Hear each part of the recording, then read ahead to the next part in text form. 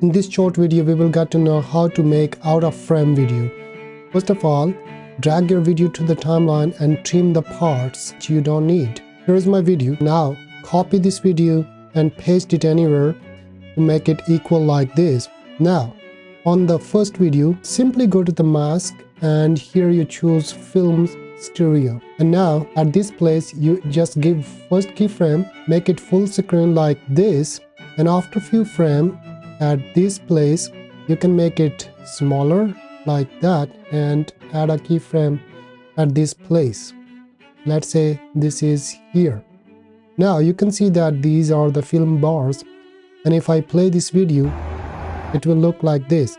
Now drag this video to the top of this video and go to video, cutout, auto cutout. Now if I play my video, it will look like this. At this place you can see it's going out of the frame, and here you can easily export this video. It will look like that.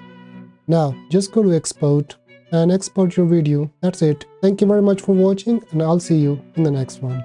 Bye.